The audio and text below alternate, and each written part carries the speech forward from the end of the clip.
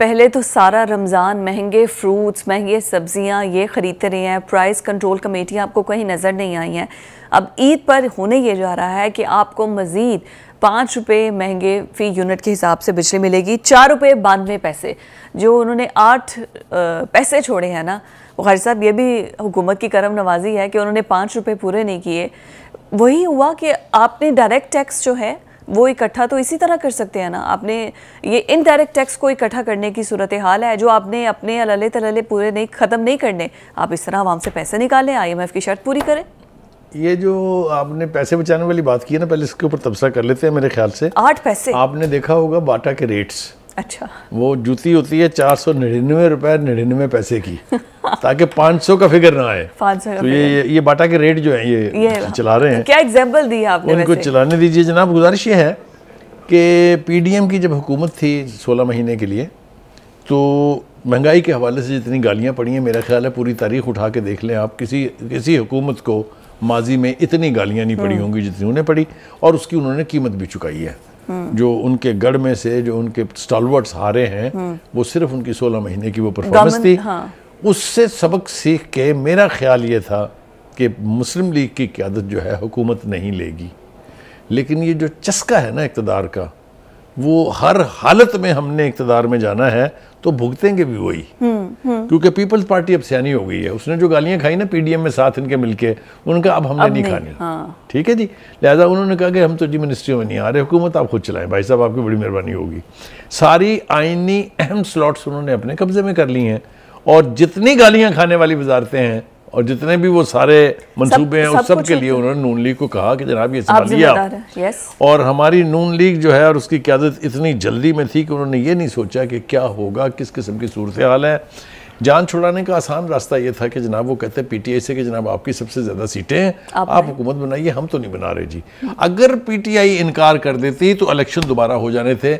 मेरे ख्याल से नून लीग ने ये सोच के वो ऑप्शन नहीं अपनाया कि कहीं ऐसा ना हो कि हम इन सीटों से भी जाएं, खत्म हो जाए दोबारा कुछ भी ना मिले। हाँ जी, मेरे ख्याल से ये बात कहनी चाहिए। और इस बात का और किसी को इदराक नहीं था, नवाज शरीफ शायद इसका इदराक था। हाँ बिल्कुल, और अभी भी उन्हें नजर तो यही आ रहा है, उनकी बॉडी लैंग्वेज और वो जितने खामोश है ना, उनको पता है असल में ये जो इक़्तिदार है ना, ये बड़ी जालिम चीज़ का नाम है।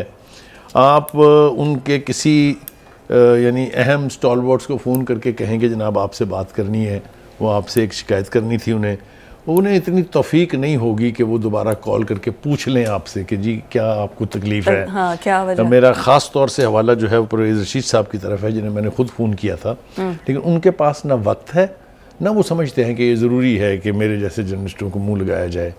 तो वो बहरहाल जो भी उनकी पॉलिसी है वो भुगतेंगे भी वही, हमने नहीं भुगतना वो। अब वो इक़्तिदार में आए हुए हैं और महंगाई की एक के बाद दूसरी जो शॉक वेव्स आएंगी ना जी, उसके बाद उनके साथ क्या होगा वो हम भी अगर उनके मनपसंद बातें करें ना, हम भी देखेंगे। आप मनपसंद बातें करें और लोगों की बात ना करें, उनके लेकर चले अगर पॉलिसी को, तो आपको भी इफ्तारियां करवाएंगे, बुलाएंगे। देखिए गुजारिश ये है कि आम आदमी जो है, जो पहले से ही जला बुझा बैठा हुआ है, जिसके बजट की बर्बादी हो गई, जिसके लिए घर चलाना मुमकिन नहीं है, आप क्या कर रहे हैं? आप उसको 90-90 हज़ार रुपए का बिजली का बिल ठोक रहे हैं।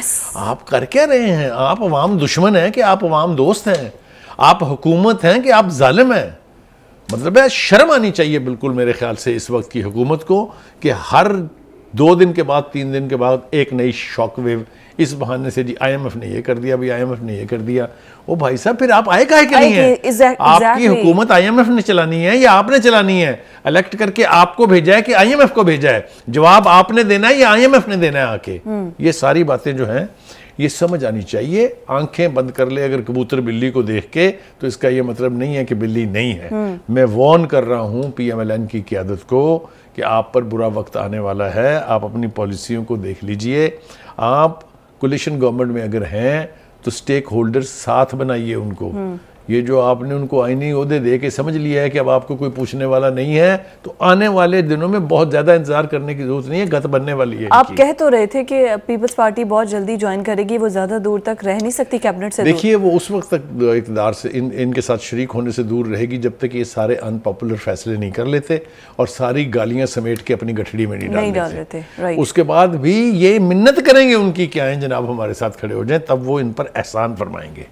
वो जिसको कहते हैं कि ज़रदारी सब पर भारी, वो बात दुरुस्त साबित हो गई है एक बार फिर। अच्छा, अगर आप कह रहे हैं कि स्टेक होल्डर्स को भी बीच में लेकर आएं ताकि ये वजन अपने सर पे ना उठाएं, तो मतलब होगा क्या? स्टेक होल्डर्स भी अगर आ जाते हैं, महंगाई तो उसी तरह रहेगी ना। वो देखिए तो सिर्फ अपना वजन डिवाइड कर, ये मैंने सिर्फ इस एतबार से कहा कि अगर महंगाई होती रहेगी, गालियां पड़ती रहेंगी, तो कम से कम शेयर करने वाला तो हो ना गालियां कोई। वो गालियां देने वाले में तो वालों में तो ना शामिल हो जाए ना, जिनके साथ आपने इतने इतने बड़े कंप्रोमाइजेस किए हैं। एक बात। दूसरी बात ये है कि ये महंगाई की जो लहर है ये रुकने वाली नहीं है। My God. अभी आपको एक किस्त मिली नहीं है 1.1 बिलियन डॉलर्स की, और आप मिड टर्म मुआहदा करने जा रहे हैं उनके साथ, और उसके लिए वो इतनी बड़ी बड़ी आंखें दिखा रहे हैं, ऐसे ऐसे खौफनाक मुतालबे कर रहे हैं कि मुझे समझ में नहीं आती कि ये हुकूमत अफोर्ड कैसे करेगी। आप जाएं जनाब, आप IMF में के पास जा रहे हैं, हमारे वजीर खजाना साहब ने आज ये नवीद सुनाई है कि मैं जा रहा हूँ, तो जाके झोली भर के लाइए जनाब। इस मुल्क के मसाइल हल करना तो आपकी जिम्मेदारी है। सऊदी अरब से जो होकर आए हैं, तो ये कोई हमास, देखिए सऊदी अरब इनको कैश तो अब नहीं दे रहा। वो जो अल्लाह वास्ते के फंड्स आया करते थे वो तो बंद हो गए, इसलिए कि उनके पास भी इसका जवाज है बंद करने के लिए। साबिका हुकूमतों ने जो सलूक उनके साथ किया, अब ये तफसील में हम जाएंगे तो ये बात फिर किसी तरफ निकल जाएगी। ठीक है, अगर आप जिनसे तवक्को रखते हैं कि वो आपकी मदद करें मुश्किल वक्त में, अगर आप उनकी लीडरशिप के बारे में हर्जा सराई करेंगे, जहर अफशानी करेंगे, तो फिर आपको वहाँ से तवक्को नहीं रखनी चाहिए। फिर ये होता है कि रास्ते से जहाज भी वापस ले लिया जाता है। समझ गए ना मैं क्या कह रहा हूँ? जनाब ये बिजली, अगर महंगाई की हम बात कर रहे हैं, पाकिस्तान स्टॉक एक्सचेंज के अंदर मंदी नहीं है, बल्कि उसमें बेहतरी है, वो हाईएस्ट पीक पॉइंट पर है। उसके बावजूद भी हम महंगाई में इस तरह से इन्फ्लेशन में नीचे हैं। ये तो क्या इंतहाएं हैं? वो जो एक फैसिलिटेशन काउंसिल बनी है जिसमें एस्टेब्लिशमेंट की भी भरपूर नुमाइंदगी है। जी ओके। ये जो स्टॉक एक्सचेंज के बढ़ने का ताल्लुक है, इसका ताल्लुक बराह रास्त उससे है। ओके। क्योंकि वहाँ पर अब जिस किस्म के फैसले हो रहे हैं, जिस तरीके से फॉरेन इन्वेस्टमेंट को अट्रैक्ट किया जा रहा है, जिस तरह से CPEC को दोबारा रिवाइव करने की बातें हो रही हैं, स्टॉक एक्सचेंज का ताल्लुक उससे है। और ये बहुत आसान बात है कि आज एज ऑफ टुडे जब हम बात कर रहे हैं तो ये तारीख की बुलंद तरीन सतह क्रॉस कर गई है, 69,000 समथिंग। ठीक है जी, अच्छा ओमन है, लेकिन दैट डज नॉट 70,000 से ज़ायद ऊपर है। मैं कह रहा हूँ ना कि वो ये हद क्रॉस कर गई। इसका ये मतलब हरगिज़ नहीं है कि आपकी हर चीज़ सस्ती होने जा रही है, उसका ताल्लुक हुकूमत की पॉलिसियों से है। बिल्कुल ठीक है। हुकूमत जो है अगर तो IMF की डिक्टेशन पर चलेगी तो ये महंगाई कम होने वाली नहीं है। मुझे ये समझ नहीं आती है, गवर्नमेंट है जिसने ये फैसला करना है कि महंगाई को कम करना है, बजाय कि वो आके ये कह दे हम मजबूर हैं और हम इतने ही रुपए महंगी ये कर रहे हैं। ये फैसला करना तो आप भी कर सकते हैं कि इसको महंगा कर दो, इसको महंगा कर दो, इसका महंगा कर दो। देखिए ये तो कोई भी कह सकता है, ये आसान नुस्खा है। हाँ, कोई भी लेकिन जिन्होंने आपको वोट दे के भेजा है ना, उनके सब्र को ना आजमाए। मैं फिर आपको एक बार कह रहा हूँ, यही बात है कि जल्दी फैसले करें, ऐसे फैसले करें कि जिससे कम से कम आम आदमी को रिलीफ मिले। अगर आपने उसको रिलीफ ना दिया और उनकी जिंदगी और मुश्किल करते रहे तो फिर आपकी खैर नहीं है। मैं फिर बार बार कह रहा हूं, जिम्मेदारी से कह रहा हूं कि IMF के साथ जैसे मर्जी आप डील करें वो आपका काम है। लेकिन आम आदमी जो है, जो सैलरीड क्लास है, लोअर मिडिल क्लास तो आपने वैसे ही एलिमिनेट कर दी ना, वो तो ज़ेरे ज़मीन चली गई है। वो जो लोअर मिडिल क्लास थी वो तो गई। मिडिल क्लास जो है, खुदा के वास्ते उस पर रहम करें।